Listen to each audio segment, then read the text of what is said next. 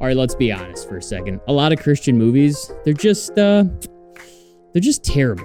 They're just terrible, but not all of them. So we've come up with a list of 7 good Christian drama movies that are actually worth your time. Coming up. Say welcome to the channel. My name is Chris, and on this channel, we talk about God, the Bible, and the struggles of being a Christian in this insanely chaotic world. And let's be honest, when it comes to finding good Christian movies, that struggle is real. You know what I'm saying? Especially during these C-word times. And I don't even think we're actually supposed to say COVID right now. So, you know, I get it. We're home. It's hard. You're like scrolling through trying to find a decent movie. You can't. You've watched them all. They're terrible. The ones that are left, you know, they're all terrible. So I got 7. I got 7 to go over. Hopefully at least one of these you haven't seen. So I think the best way to do this, you know what? Hold on a second. All right. What do you think of my office from this side?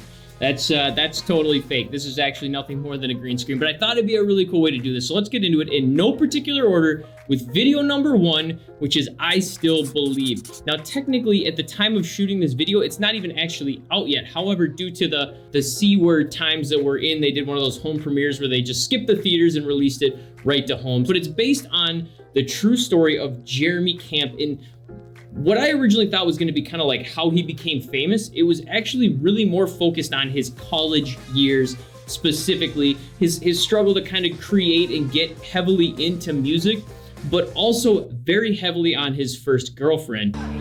You brought your guitar. Well, you asked me to. Do you want to play for us? So I would say it's partially drama, partially a love story, if you will. And I don't want to say too much because it really just builds on top of itself, but it is definitely a good, wholesome movie that I absolutely think is worth a watch. All right, number 2 on the list is A Case for Christ. I absolutely love this movie. I've seen it multiple times. I've read the book. It is a great story, a true story, by the way. It's based on an atheist journalist whose wife ends up becoming a Christian after they're out to dinner and their daughter begins to choke, and this woman who's a nurse rushes up and saves their daughter and basically says, you know, I felt like God told me to come here that night. So the wife kind of starts down this path on asking questions about God.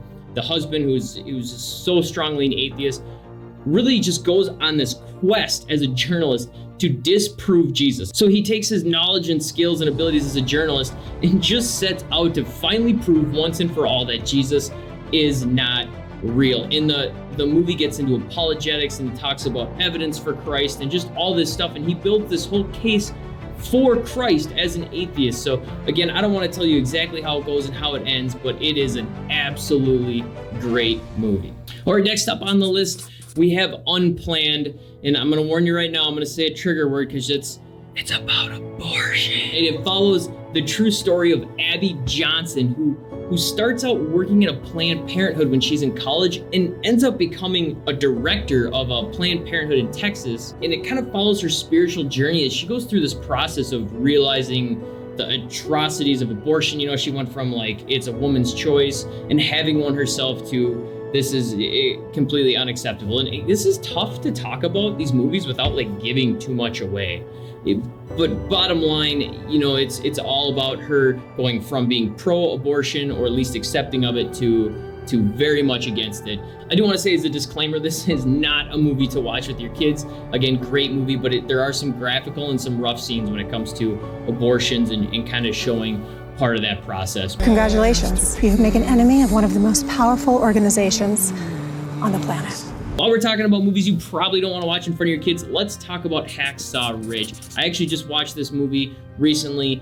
Great movie, but it's based on World War II. So it does have some very violent and graphic scenes because, you know, I mean, it's a war movie, right? So that's out there as a disclaimer. And also, I considered it a Christian movie. Technically, it's on a Seventh-day Adventist, is his belief, based on a true story of a gentleman who joins the army during World War II because he truly wants to serve his country, but he's also borders on the line of a conscientious objector because he will not carry a firearm. He won't kill anybody. He just wants to help people. So the movie's really based on that struggle and his journey through war. And again, true story. I mean, this guy is real. He is a true hero.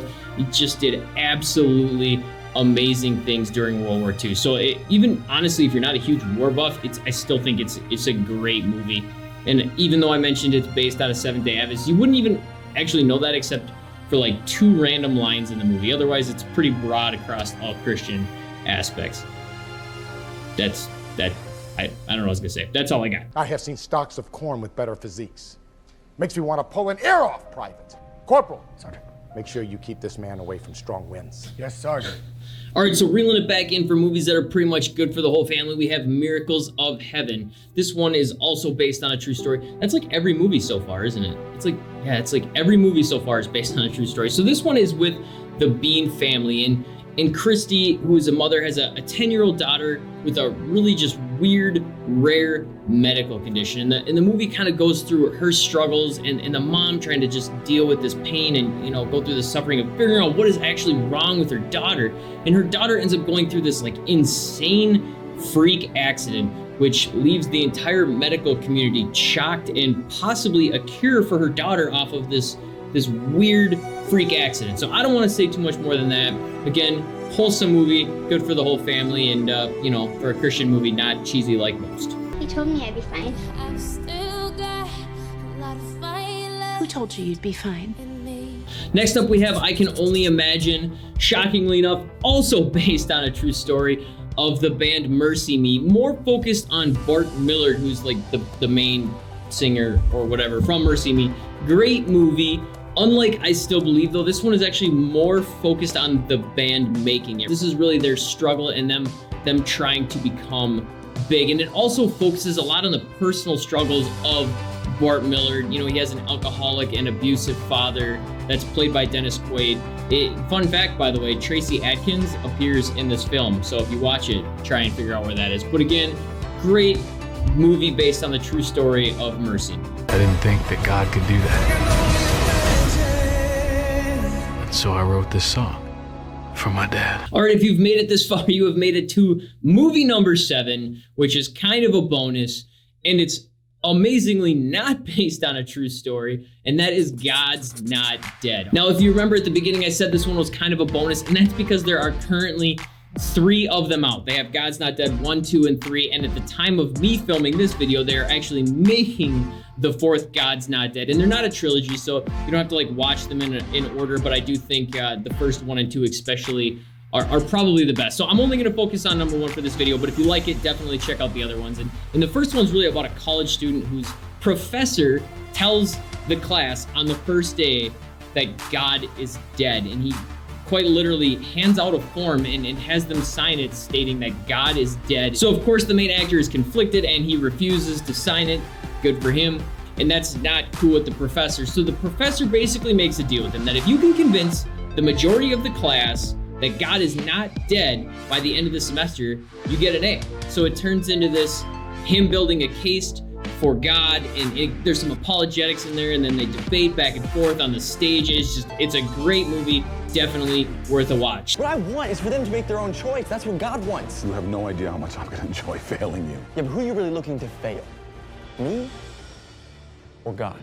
So that's the list I bring to you today. I hope you haven't seen at least one of those movies that's worth a shot. If I missed one that you think is a must-see Christian movie, make sure you leave that in the comments down below. Let's, try not to get too cheesy with them. A little cheesy is okay, but let's not get too crazy cheesy with them. So thanks for watching. Subscribe if you haven't already, and don't forget to read your Bible.